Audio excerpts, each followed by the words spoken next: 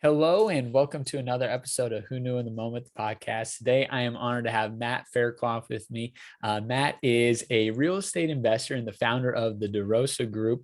He is an avid lover of Captain America, and his business's goal is, I'll kind of put it in quotes, it's transforming lives through real estate by providing great, safe, and affordable living. And so, Matt, I appreciate you being on the show today and excited to highlight your story.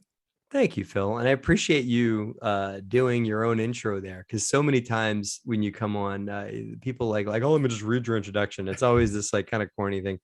That's well said. And I might change that to like, Matt, I'm a lover of Captain America and we want to transform lives through real estate. The end, right? Because, in my world is always like, well, how many units do you have? And how many deals have you done? And, blah, blah, blah, blah. It's very plastic, but that was very real. Thank you. I appreciate that. And it's an honor to be here. And I love the name of your show. I appreciate it. Well, good. Well, excited to highlight it. So, Matt, just for you getting started, like many people do, you're going through life and you graduate high school and it's time to see what's next. And you decide to go to Virginia Tech. And you don't study real estate there, but talk a little bit about your time at Virginia Tech, things you learned, and life lessons that might have come from that. Sure. I went there because I was a lot of my parents' friends growing up were like, hey, you're good at math and science, and so you should go and be an engineer. And I was like, yeah, I'll do that. Thanks, grown up. Thanks for that advice. And so I went to college for engineering, not knowing what, because kids are just trusting, not knowing what an engineer did. I went and got my degree in engineering.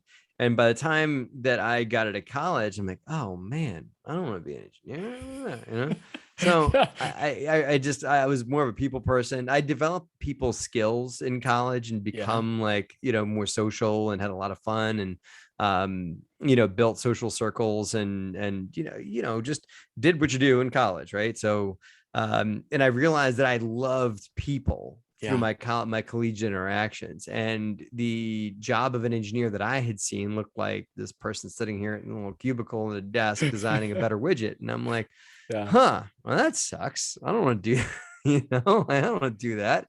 That's no fun at all, is it? And so I took a job from there that required an engineering degree, but it was sales, because the end buyer that you were selling the product to were engineers, right? Yeah. And they figured that you could talk engineering talk the jargon and talk fluid dynamics with these people, because you're selling compressed air machinery. And there's a lot of thermodynamics and a lot of fluid dynamics and a lot of complexities and a lot of blah that goes into being able to sell those things, because you got to be able to talk about pounds per square inch and CFM and all that other fun stuff. So I knew how to talk that shop. I also knew I knew it was also a people person. And so I was like, hey, this is it. I'll do it.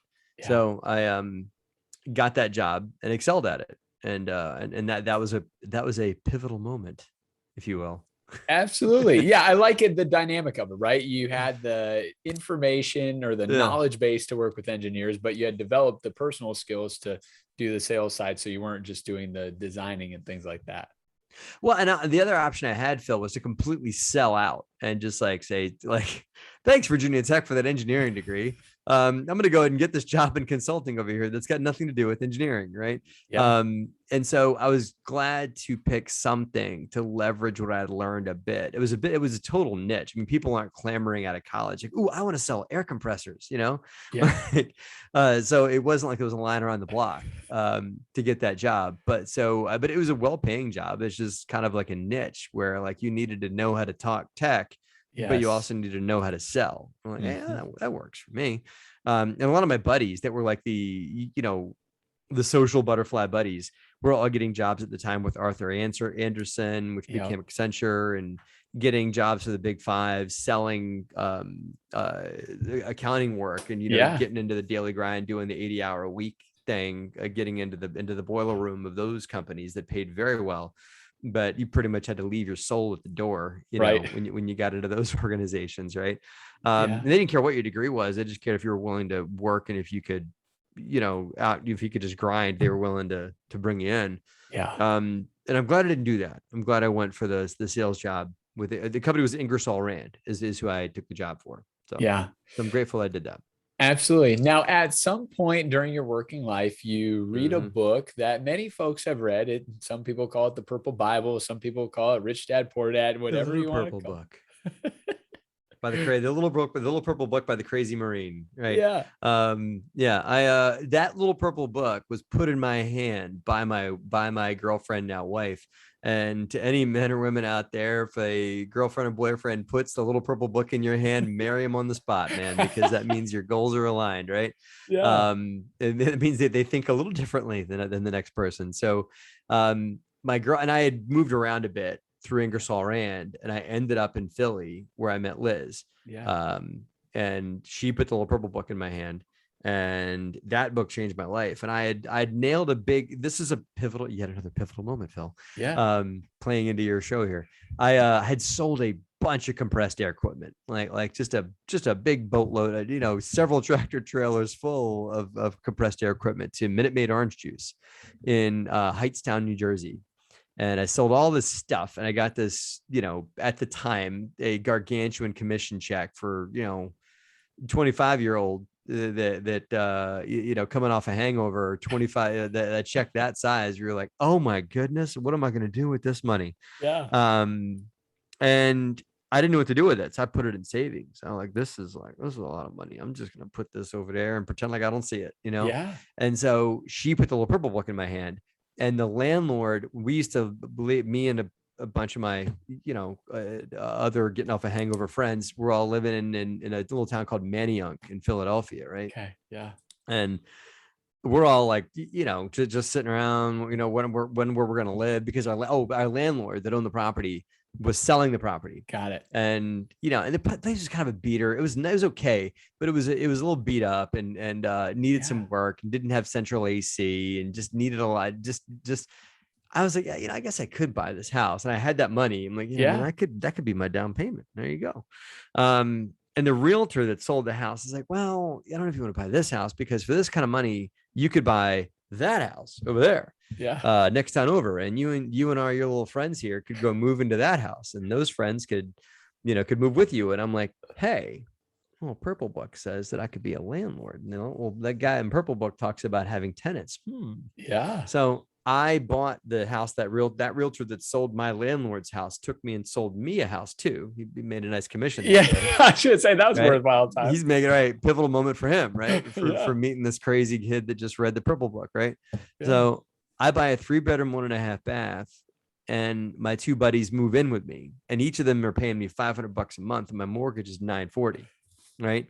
So I know, right? And Phil is pumping his fist. Yeah. And so I'm like, man, this is pretty cool. I'm making $60 a month, making good money, selling these big old loud machines for Ingersoll Rand, and I'm living here for free and making, I have no living expenses. Yeah. So that was a huge pivotal moment. And that was like, where is that Kool-Aid that crazy Marine is selling? Cause I want it, and that was all I needed. That was it. That I've been hooked since then. Yes. So as you're growing and developing in that time frame, there becomes a point where I don't know if it's your father-in-law or your father-in-law at the time, Salvatore. You need to get a few dollars for a next project. That's it. Yeah. So talk a little bit about Minute Maid didn't want any more compressed air machinery, so I couldn't go back to Minute Maid and sell them more stuff. Funny, you know what, Phil? It was funny. That plant that I sold all that stuff to, a couple of years after I sold it, they shut it down. You said, hey, I got it. You're not taking any of this back. That's it. We bought all that stuff from Faircloth. He bankrupted us. We're out of here. No, they just, just that what big companies do. They just said, hey, we could save 3% of shareholder revenue or black and if we just move this whole thing to Michigan. So they moved that entire orange juice operation to Michigan, and shut down the Jersey operation. Took like the $500,000 worth of equipment that I sold them. And, I didn't make $500,000, just trust you. I said that was the sticker price of what I sold them. Yeah. But they took that and moved it somewhere else or whatever. So Minute Maid was not buying any more equipment. So I had to go to Salvatore to buy the money for a duplex that Liz and I had found. Yeah. And so talk a little bit about being willing to, reach out to someone within your network to Yep. generate some funds, right? I think there's kind of two ways you can go about it when you're starting in the real estate world. And that is the first way you did Yep. it, and that's your own capital. The second is sometimes you don't have the capital. And so you need to have somebody that trusts you enough to give you that capital. Yeah. So he, I believe, I mean, I have to, ask Big Sal what he thought of it. Cause he's now my father-in-law. He's my girlfriend's dad at the time. Right. Visit, yeah. Right. 6'2" from Brooklyn, Salvatore. Right. Let's go to him to borrow money. Right. Make sure to pay that guy he's back. Gonna make sure I pay you back. Right. Oh boy. So I'd go to, he had seen Liz and our passion for real estate. And that was it's not like Matt bought the house he lived in, and then 2 weeks later, Liz and I started going out and looking for new deals. Liz and I spent a year getting educated. Yes. Like some couples are going to Cabo on the weekends. Liz and I went to weekend with real estate, weekends, and went and did driving for dollars, went around looking for properties, went and met with people that we knew that were successful real estate investors, and slowly built our knowledge, built our network, and he saw us doing that. And after a year of us doing that, we decided that we would go out and try and find another deal while we were dating. We were engaged. We had gotten engaged. Yep. But we were still dating, not married yet. And we started looking for property, and I think we weren't sure how we're going to fund it, but he said to us, hey, if you guys find something, let me know. And I think that is a testament to your listener base that had I gone to him and been like, hey, first time, hey, Sal, if we find a deal, will you fund it? Versus telling your network how excited you are, or showing them how excited you are about you doing what you're doing. Yes. And then they'll eventually fall in line with it. So you just got to have faith that these things will follow. And so I do a lot of telling my network today, hey, this is what I'm up to. Yeah. I don't tell anybody, hey, you can buy an apartment building alongside me, hey, black and flag. And I'm just like, hey, I buy apartment buildings and I make a lot of investors a lot of money through what I do. Yep. Have a great day, Yeah. And so it's a matter of confidently showing your network that what you do works and what you do is amazing. And he saw that, and he believed in her and I, not just because it was his daughter, because he could have given his 30 grand to anybody else, right. Yeah. To his financial planner, whatever. But like, he decided like, hey, listen, these two are onto something. And so he loaned us 30 grand and I'd add an interest rate, fair interest rate and all that. And we took that and bought a duplex. Yes. So your real estate's growing, it's expanding, and there becomes a day where your wife says to you, maybe it's time to exit the normal job world and just start focusing on real estate. So talk about what kind of led to that and what was the catalyst for that conversation to happen. It didn't take much talking into, I remember the moment when she was like, well, we were going to try and, just me hold down the day job and moonlight. Right. Yep. But I knew where that being in corporate like that at the time, I think maybe corporate life has probably changed since then. Right. But back then, this is like, mid 2000s, right? It's like 2005. And back then, if you wanted to advance through a mid-sized corporate company like that, like a Fortune 5 company, you got to be ready to move. Right. Mm-hmm. And they're going to be like, oh, we need you in middle management in Dallas. And so you're going to move to Dallas. You'll be there, and you need to move there in the next 2 weeks, and we'll move your stuff for you. We'll help you sell your house. And you're just going to pick up, and you're just my pawn on the chessboard, and we're going to put the pawn over here now. And so I knew that phone call was coming at some point. Yeah. That I was going to be asked to leave Philadelphia and go to Orlando. Right. Yep. And to advance through the company, because I did well. I was still one of their sales reps, even though I, had the house that I owned, and we had one duplex together, Liz and I. I knew that call was going to come, and if I kept passing them over on promotions or on moves, I was just going to start to get the stink eye, from them, right? Yeah. And they would start to figure out my passion wasn't, you don't love selling air compressors so much, you're not going to move to Tallahassee, no, it's okay. So I knew that I needed to do something, and I also knew my passion wasn't in it, and I knew there was more in me than what I was doing. So it didn't take much talking, and she was just getting out of grad school.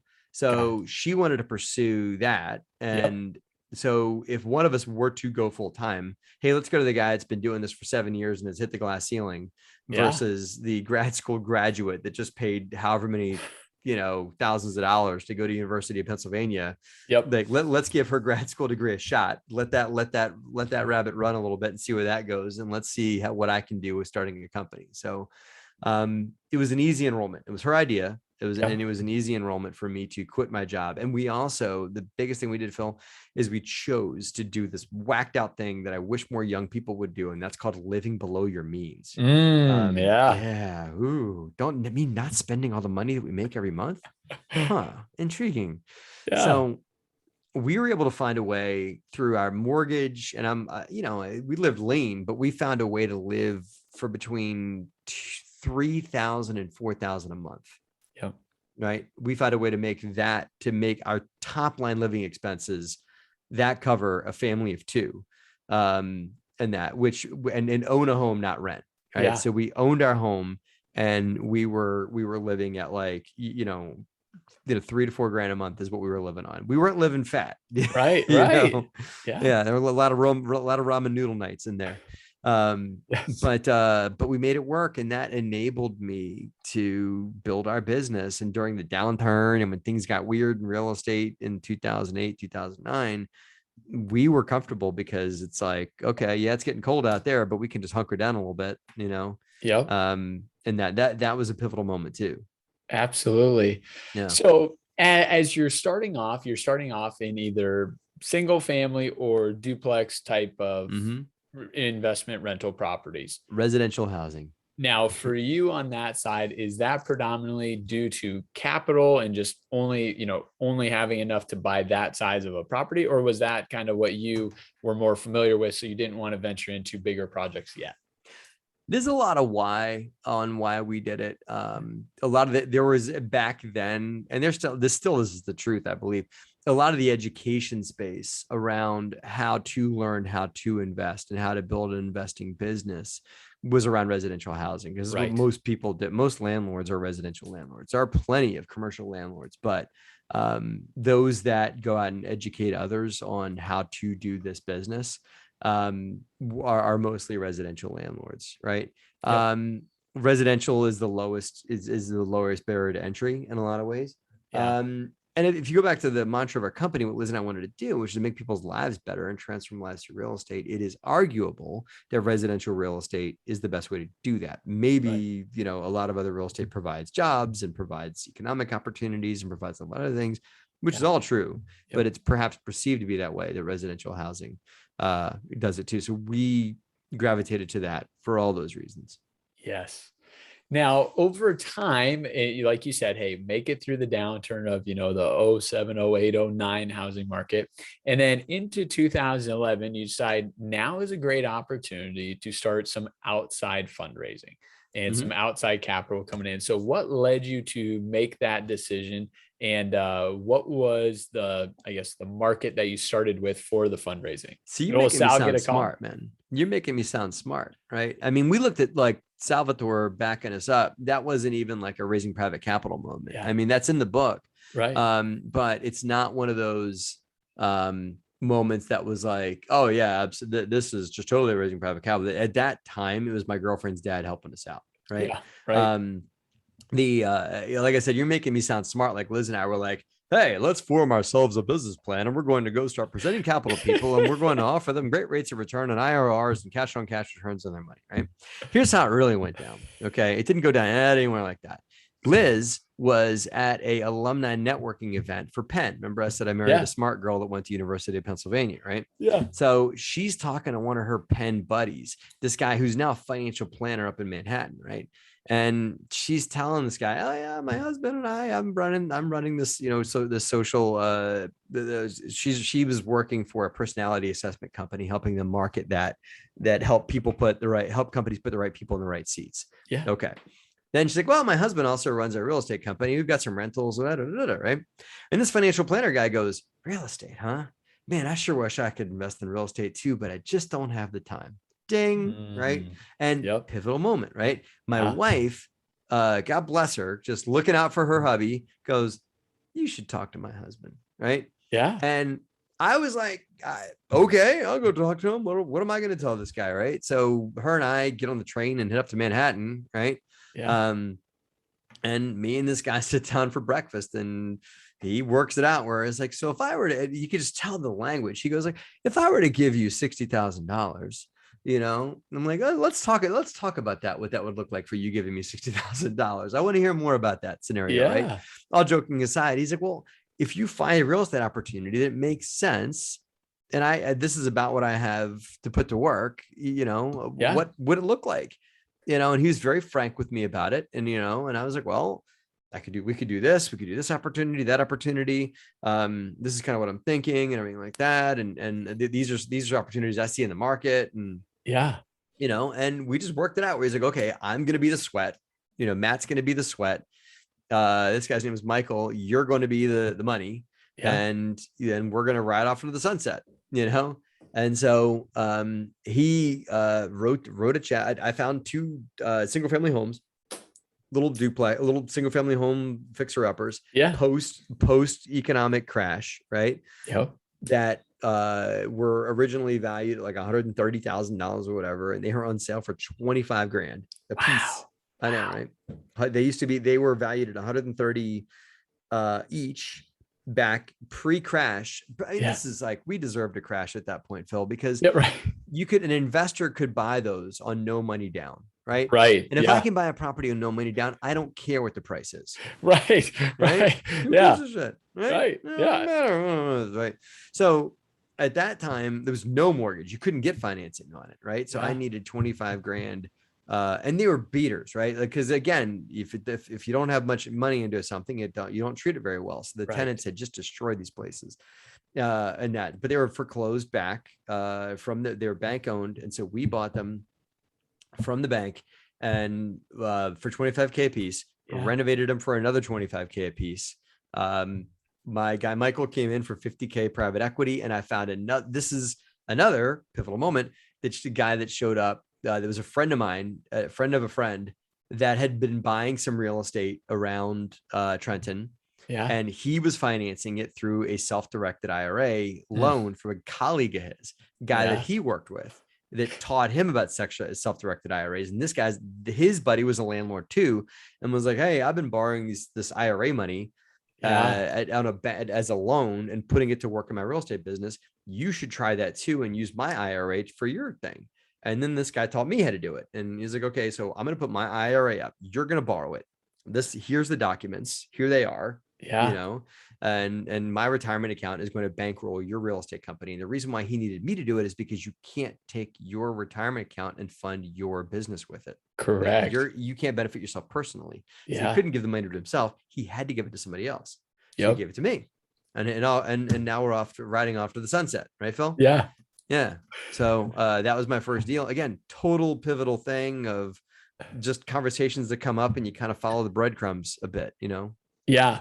Now, one thing I want to highlight there, and I want, now obviously you've had many, many more experiences, but talk about going into partnership with someone, right? I mean, they joke about it and they say it's like a marriage. Well, it is like a marriage, right? I mean, there's a lot at stake here. We have differing opinions potentially coming in. So talk about how those conversations went with people that were bringing money in, but you were kind of spearheading the project, if you will. I mean, in the beginning, it was kind of like, you figure it out as you go kind of thing. And you just really got to talk about like, hey, this is what the opportunity of the market is that I see like those two single family homes that we bought for $25,000 a piece, right? They both needed $25,000 in work. So total exposure was $50,000 per address, right? Yes. I knew I could lease them for, guess what, Phil? $950 a month is what I could lease them for per house, right? I knew that worked. And I knew I could do that. And I knew I could refinance them once I had a tenant in there and we were cleaned up and had a CO and they were in good condition, that the tenant's rent coming in would justify a mortgage that was a little bit more than what my equity and my debt was. I knew that would work. And so people would call me, and really went back to my financial planner buddy, Michael, that he, like, one or two of his clients were like, hey, I want something different. And he was like, well, let's talk to my friend Matt. Before you know it, he's bringing down people to come meet with me, right? And him, not like, bus loads of people, but like one or two people would come down with him, and Yeah. I'd show him around Trenton. Hey, this is what we got. Yeah. Here's Trenton. Here's what it is. Good or for bad. This is the market I know, and this is the market I can present to you. Yeah. And so we would go, they're like, okay, I can do a deal for X. And I would go and find something that I knew I could buy for that money, and we would assemble a thing, and I would be the sweat and they would be the money, and off we would go. Yeah. And it went down like that a couple of times until we started to develop, like, okay, let's try and increase the complexity here. When we did our first, like, real multiple investor syndication, Yeah. where that was the fourth one that we did, which we actually named DeRosa Capital 4. And there's been DeRosa Capital, whatever, all the way up through there. Now we're about to close on DeRosa Capital 13, 14, and 15 right now. Wow. In my company. So Yeah. we that was DC4 at the time, was a couple of investors, a couple of these people, including my financial planner dude, all come in, and we fund a couple of acquisitions, and that was like next level up. But by that point, I had learned a bit on what investors really want and how I could structure something that made sense for me, made sense for them. We had a good lawyer in place by then that was like, Yeah. okay, what you're doing is called a syndication now, and this is what this looks like. And this organization called the SEC over here, they need to be involved in this, because it's not one-off joint venture partnerships Right. anymore. Right. Yep. Yeah. You're technically selling a security, Matt. And so they took me to school and showed me the whole thing, and that's we learned, kind of learned a lot of this on the fly. Learned it as we grew, and learned what we needed to learn as we grow into it. And that was a pivotal moment too, in doing a group of investors. And we bought a 4-unit. Yeah, we bought a 4-unit and a 5-unit in Trenton, bought them free and clear, fixed them up, rented them out, refinanced them, and then took that refinance capital and then bird it, and then did it again and again. And before you know it, had built out a small portfolio. Absolutely. Yeah. I love it. So as it continues to grow, snowball, right? Yeah, absolutely. And you continue to grow your business, your units, and things of that nature. Eventually, Trenton isn't the only spot. Yeah. I still believe in that town, and I sure wish that town could get out of its own way. What's that? Said you could just buy the whole town. We probably could, but yeah. You and me, Phil, let's get together and figure it out, right? No, but it's in a lot of ways, it still has many hurdles that face it, and those hurdles are the same ones that faced it when I first started investing there in 2005, right? Yeah. And so it's unfortunate, but it is what it is. And a lot of our investors just wanted a market that was different, and so that desire from the investors tied into the same landlording problems I've been having since I first got started. I'm like, man, how many more of these shenanigans, and what am I gonna have to deal with? And I mean, I could lay you down, Phil, telling you crazy Trent landlord stories, right? So I believe it. Yeah. Start another podcast called that, and I'll fill your airwaves up. But then just our investors and I just knew that I just wanted to try on something different, trying a new market. Yeah. And so we expanded into Philadelphia. And started doing deals in Philly, and that was a whole nother thing, a whole nother experience, a whole nother journey. Yeah. That was a pivotal moment to try to get out of Trenton. And that became its own choose your own adventure thing there. And then Philly got hot, then all of a sudden, like this is like 2013, 2014, when people were like, hey, I can invest in real estate again. And actually the bottom did not fall out of the world. And, like people were starting to come out of their closet, like, hey, we can invest again. And, maybe the world isn't falling apart. And so things started to get hot and heavy and competitive again. I miss those days where you were the only buyer. Right. Yeah. Back then, when we first got started, the problem was getting financing. Right. Now the problem's getting a deal. Getting money's easy to find. Getting a deal is the hard part. But back then, believe it or not, getting the deal was easy, but the money was very hard to find. Yeah. So that was starting to change, and so we needed to start chasing new markets. And so we went from there and expanded out to Lancaster, And the word was getting out that we were a company with integrity that was doing good things by people, and our phone was ringing more and more often. And I Yeah. needed to focus on handling our investors and finding opportunities and leading the company. And that's I had to grow into that leadership position and stop, like, showing apartments and collecting rent, which is what I Right. was doing. I was doing all that myself, you know, Yeah. and I had to grow out of that and into more just a leadership and being the magnet of the company position eventually. Yeah. So as you're transitioning into Philadelphia and other areas, were you unloading the Trenton properties to take that capital to reinvest into something else? Or did you continue to own that for a while and use new capital to start moving into the new No, properties? at the time, Phil, Trenton was a cash cow at the Yeah. time. Like, you'd kind of built this good. I mean, if you're buying properties on the 2% rule, Yeah. um, they cash flow pretty well, Yeah. even if you got to evict every here and again, and even if there's the occasional ne'er do well that's going to try and move in that you got to get out or something like Yeah. that. Um, but for the most part, those properties are pretty good. And so we did not sell them up until recently. We're actually just now in the middle of divesting the last of our Trenton portfolio. And this is like 14, 15 years after we got started there. Yeah. And this is now, we're in like 4 different states, and I got a big old team of people that are out helping us find deals, and we've next leveled it. But I'm just now exiting the remainder of my stuff in Trenton that we started with. But that's been a journey in its own. And then the reason we did that is because, first of all, investors like to see around a 5-year exit, Yeah. if you can give it to them. And there really wasn't much upside. I mean, the properties, they would cash flow most of the time, but then sometimes they wouldn't. And to be able to serve the investor mouths that were starting to show up, we needed to get into larger and larger deals, which means I needed to focus. And again, you're talking to the guy that used to be showing the apartments, collecting the rent. And now I got to go and look for bigger opportunities or find us some place to work with larger groups of investors that want to get into bigger deals. It became a time thing as well, that I Yeah. just couldn't spend my time on that Trenton portfolio anymore. Among all the other things that I listed out, it made sense to start divesting. And so we only started divesting in Trenton, I think 3 or 4 years ago, Okay. and we were just now winding that up now. Yeah. So as you've done evaluate so many deals, and I think that's why I wanted to start with the engineering background, right? Is you have the wherewithal and knowledge to be able to do all the nitty gritty, detailed evaluations of things. But as you've looked at deals, are there any one or two deals that really stand out to you as either phenomenal deals, like wow, I can't believe that one actually ended up happening the way it did, or dumpster fire deals where you're like, man, I really thought that one was going to go a lot different than the way it worked out. Yeah, yeah. There's been a few of those. I love all my deals the same, Phil. They're like children. Yeah. Yeah. Lies. No. Yeah, I know. All lies. Yeah, that's true. Yeah, yeah. Um, there okay. I'll give you, how about I give you a lemon? Bought a big fat juicy lemon that I turned into a reasonable glass of lemonade. In that. How about that one? Yeah, that's perfect. All right, cool.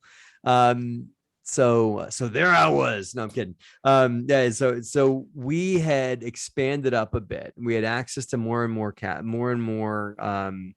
capital was showing up. Yeah. And we I guess we got a little cocky, I guess. And I was like, I want to do a Hail Mary deal. Like, I'm getting tired of these, $300, $500 cash flowing opportunities, Phil. I want the $5,000 cash flowing Yeah. opportunity. So I studied the market, and I was like, I want to make a big play.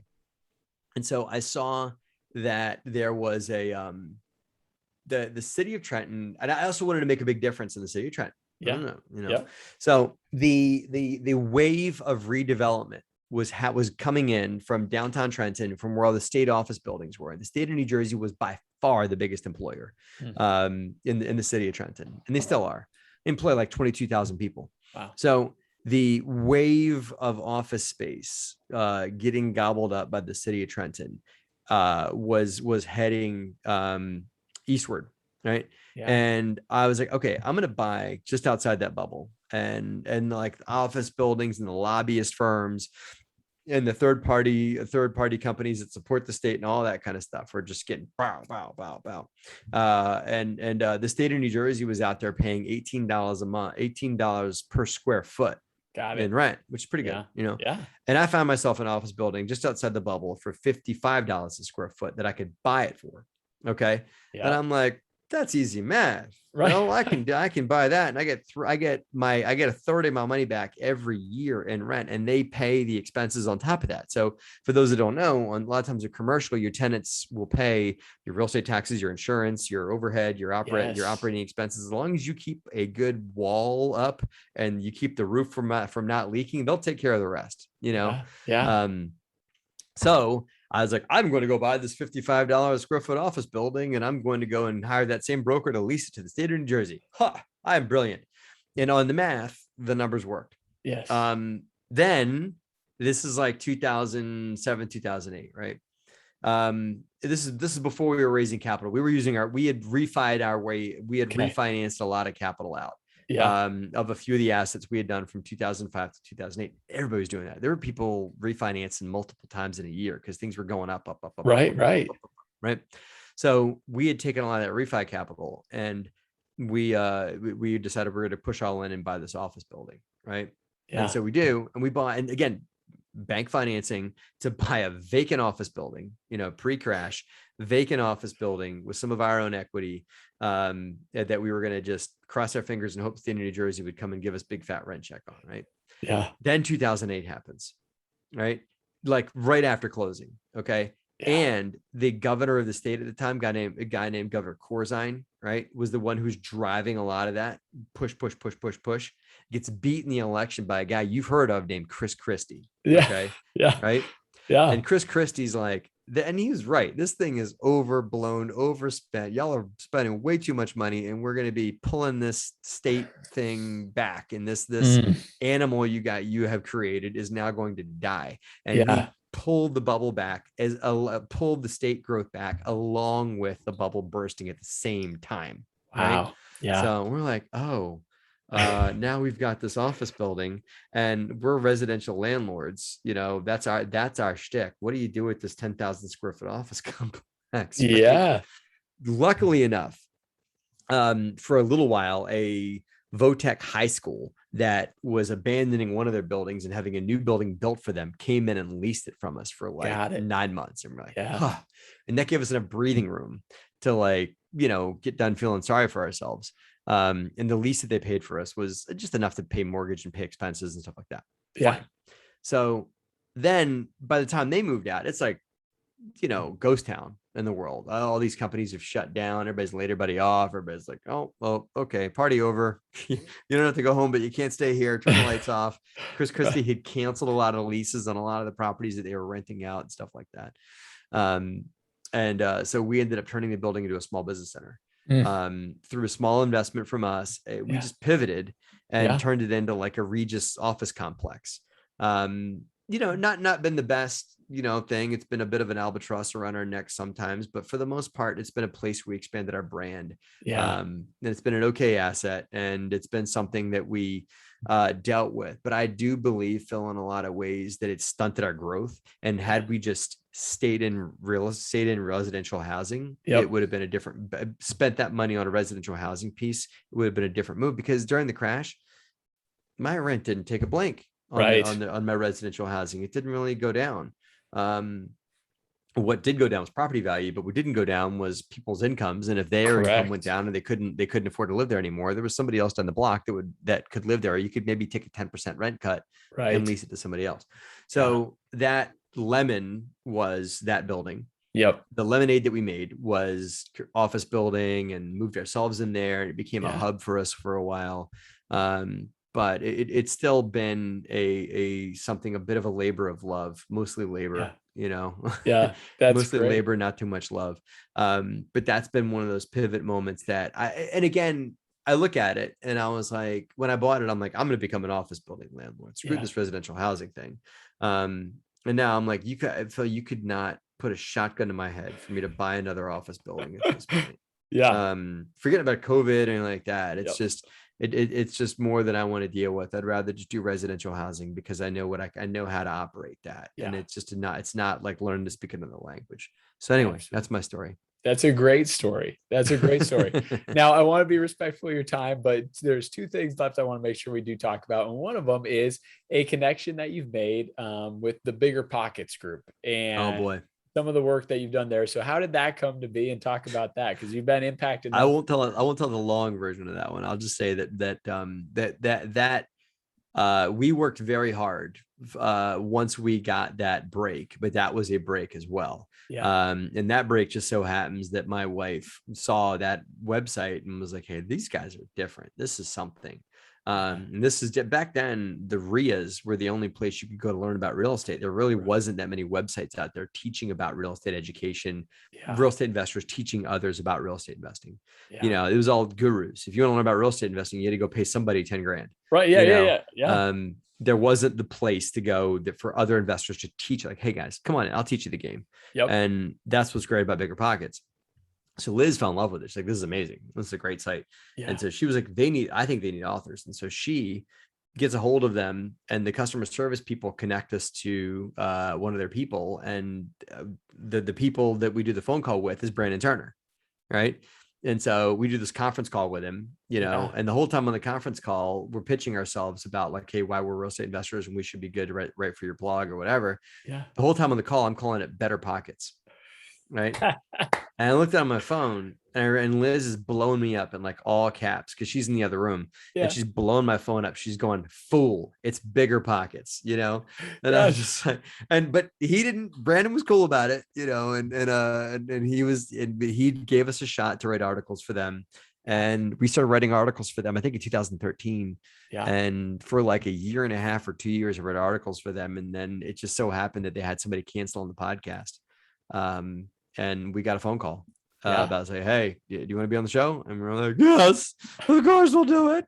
You know? I love it. Yeah. And so that's how we made it on the Bigger Pockets podcast. And, you know, we've developed a just great relationship with that organization. I can't thank them enough for what they've done for us. And Liz and I work very hard for them. And it's been a great partnership. I view them as that organization as one of our partners. Or really, I mean, because we create a lot for them and they've done a lot for us too. So it's one of those in the right place at the right time, and then work your ass off with the opportunity as soon as you got it. Right. So yeah, we got lucky because the door opened for us, and we got lucky because we got a hold of Bigger Pockets when they were small, but then we worked our you know what into the ground to prove ourselves to them and to leverage their market and write. I mean, I wrote articles every week, you know, to create good content for them. And it was great. I enjoyed it. I loved it.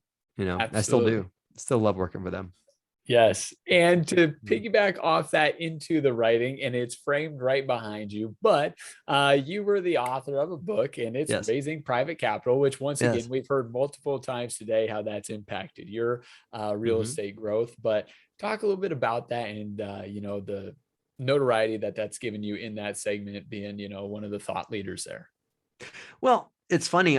Raising capital has always been something that just kind of just came naturally as a part of the space for me. And not like, well, unless you're born with a silver spoon in the mouth, you know, or just you're just a born Rockefeller, or you win the lottery or whatever, at some point, you're not going to be able to run this thing with your own money the whole time. Right. Yeah. And so that's just been a nature of the game, and the expansion that I wanted to, the splash I wanted to make in real estate, was at the time beyond what my own personal means were. And so people saw they could give me money and help me and I could put it to work in real estate.